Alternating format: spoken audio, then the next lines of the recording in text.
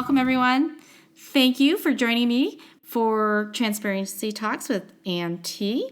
Today, I have this amazing person with me, Mark Cruth. He is a speaker, a friend. He is a coach. He's a business owner, and he's a wonderful family man. And let me tell you our story. I had a great opportunity to meet someone like him because at one time we were when I was at another firm, trying to recruit him to come work for us at a client. Well, the client loved him too. And it didn't really work out that we got to work together, but the beauty of what happened was we developed this amazing relationship, which we'll share more about in this conversation.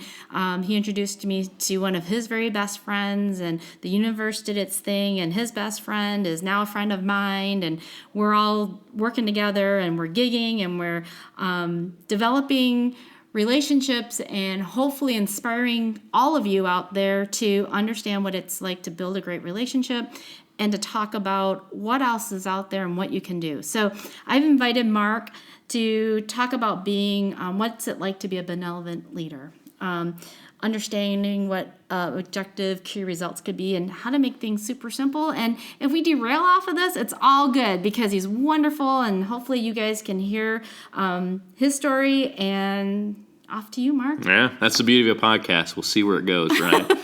So thank you, Ann. I really appreciate you having me on here. And it's funny, you do.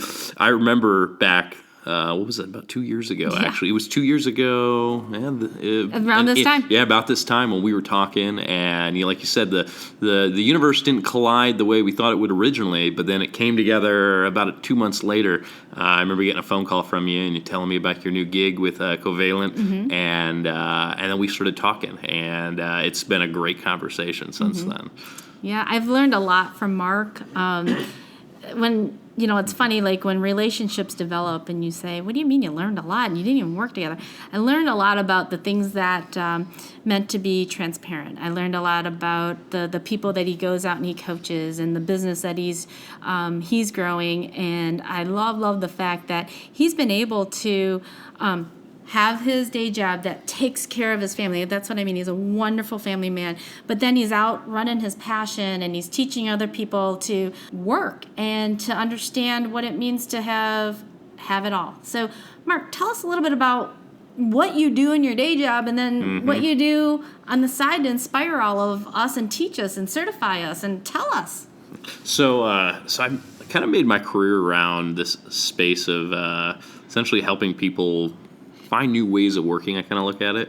I kind of started out my career, 10 years ago? Yeah, a little over 10 years ago. I started out as a developer, and I worked in a shop, a manufacturer, and I had the opportunity to work as in a Scrum team, essentially. First time, got to figure out what it was like to actually work in a more agile way. And as I was going through that, I realized that this was a really fun way of working. It's a really collaborative way. And then as I was going, after some time there, I had the opportunity to work someplace else, which was kind of the opposite. And I realized that was no bueno. I did not like the way I was working there, where it was very much, closed to the customer, closed to collaboration. And so I really spent the rest of my career focused on how do I work with different people to find ways to collaborate, communicate, just do some cool stuff. And I've spent my time playing the roles of like a Scrum Master with teams. I've been a product owner. I've been a team leader. Just recently, I just finished up an opportunity where I was working for, here in the greater Detroit area, I was working for Quicken Loans, and I was an agile delivery leader where I was leading a team of essentially Uber Scrum Masters, we call them release train engineers, to help them transform an organization of 2,000 people to essentially help them find their agility. And I had a blast doing it. And so for me, I've kind of focused my day job on how do I help people collaborate.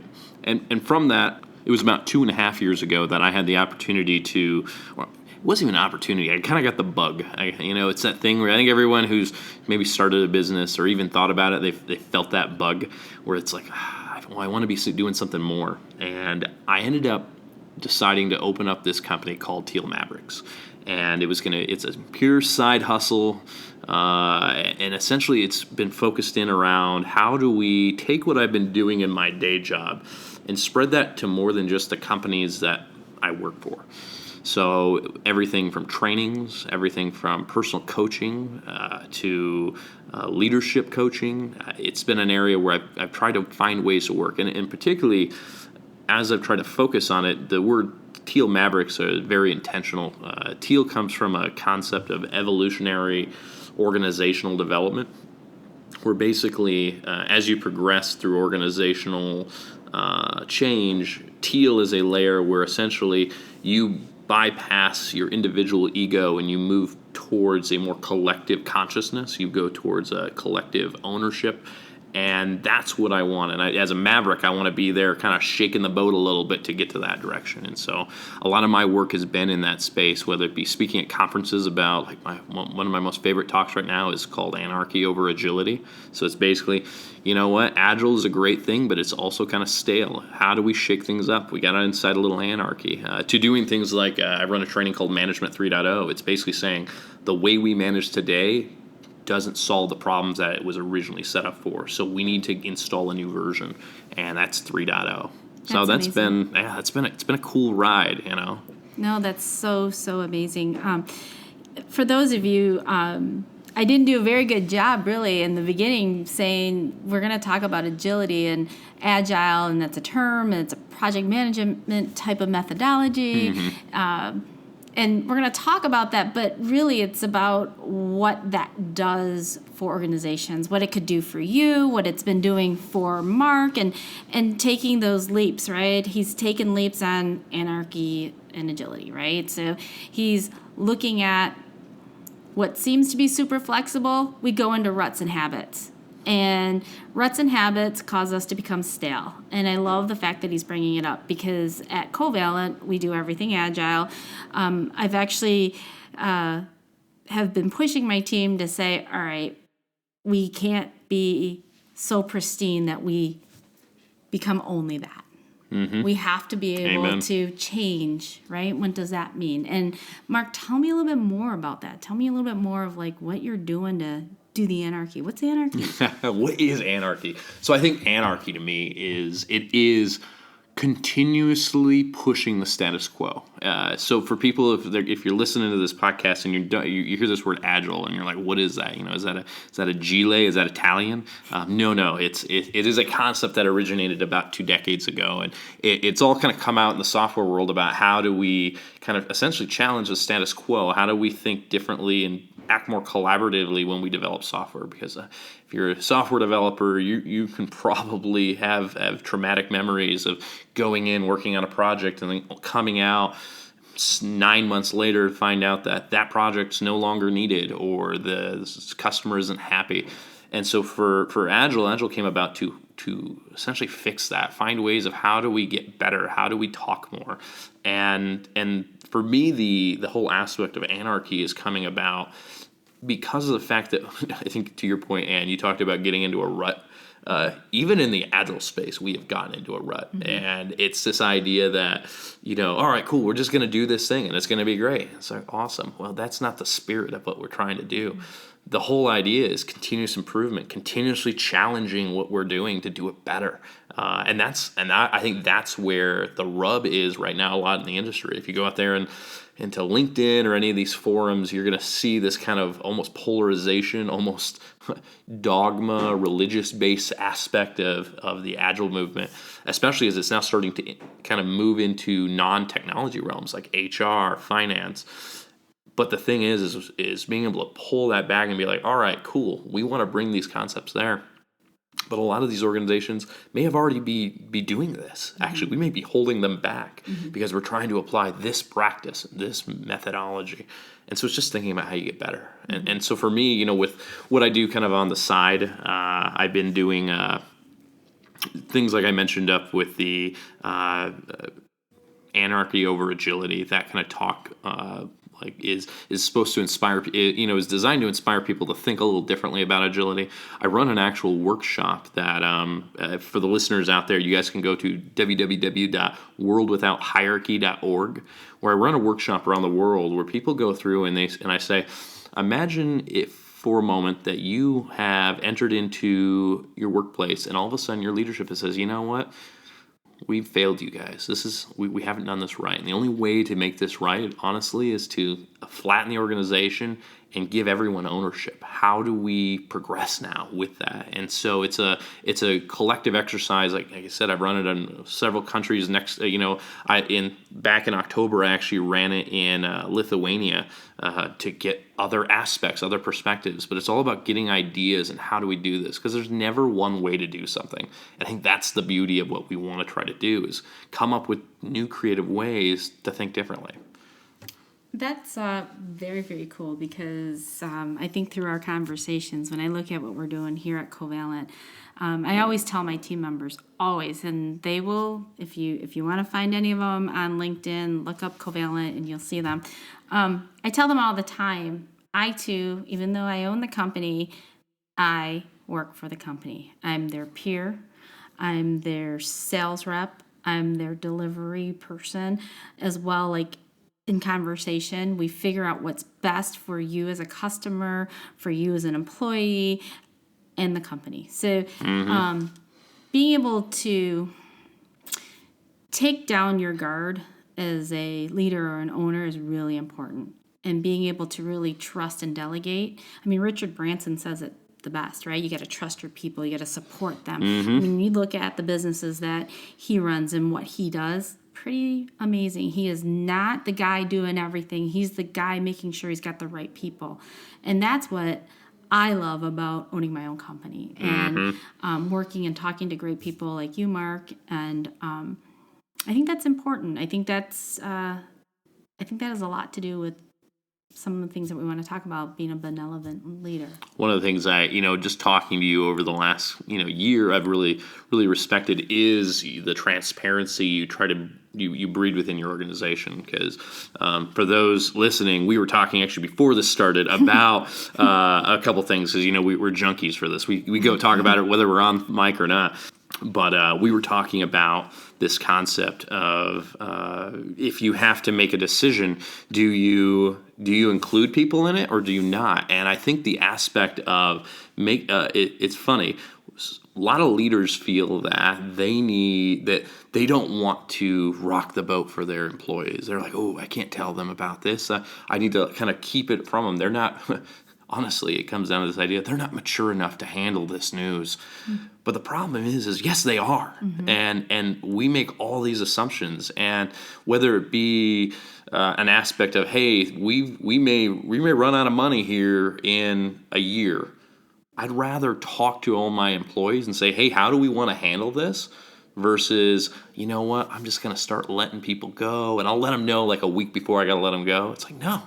I think one of the coolest stories, and I haven't been able to figure out if it's folktale or if it's actually a real story, but I'm going to take it because I think it tells a great story, is with Southwest Airlines. Back a couple decades ago, we were going through some issues, some recession era aspects, and they came to a spot where they ended up having to make a decision on whether or not they lay off 1,000 workers. And CEO at the time came to their employees and says, all right, so we can lay off these people, or for the next 6 months to 12 months, everyone takes $1 pay cut, and we can keep those folks on. And basically it says, I can't make this decision alone. I have to we have to make this decision. And the people came back and they said, you know what? These people are our family. We're going to take the pay cut. And guess what? Southwest Airlines is now still one of the largest and most successful companies. And and the reason they are is because they do look at it as a family. They do look at it as a collective ownership and not just one person making a decision somewhere. No, I love that story. I know you guys are going to hear me say this all the time. I love this. I love that. I do. I love everything. Very similar situation with Covalent 18 months ago.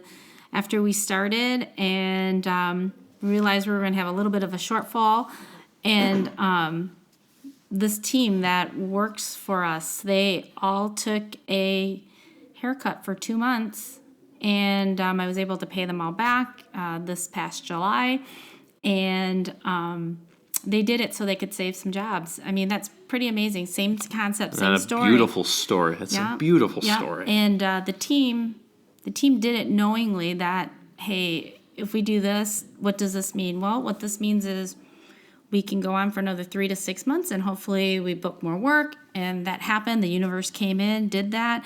And we decided as an organization, as we hire people, they need to know if it's a project. It goes back to the new concept. And if my husband Steve's listening, he's going to hate this term. It's the giggers, right? He doesn't love, like, what do you mean? He's been at his job for 20 some years and he loves it. He loves what he does. He loves who he works for. When we hire people on and we know something is a very short-term project, we tell them right up front. It doesn't make it any easier when the project's done, although it makes it really clear for the employee, because at the end of that project, I mean, Kuba said it best. He's like, I'll hang on for a couple few weeks. And Louisa and Linda, I mean, they did some amazing stuff. And the universe serves us well. They're going to be back here in the next couple of weeks, and we're going to be working on more things, and we're probably only looking at a 2 or 3 week time frame. So that is, I did call this transparency talks, and it's probably none of anybody's business, except for I want to share with you. And if you can work for a company that understands that you want to have a passion outside of your day job, you want to take care of your family, you need the experience so that you can grow. And you actually, when you're there, you care. You're doing what you need to do. I don't know why anyone wouldn't want to hire you. Amen. I think it's one of those things where people, the reason for the gig economy too, which I'm a big advocate for, I think it will actually surpass traditional employment. And it already, I think they say over either right now or next year, half of Americans will have a side gig at some level. But what it does is it's all focused on breeding that passion. And I think that's probably one of the things that we've started to lose in a lot of, honestly, corporate America. It becomes too transactional. And with it being transactional, you lose passion. And people want that. People, Dan Pink put it best with the things that, people want mastery. They want to have purposeful work. They want to have autonomy.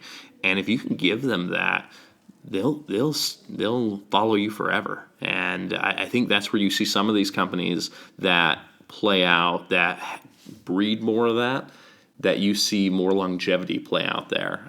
And then, of course, those companies that don't, you don't. And because guess what? A company is a company, but we as people, we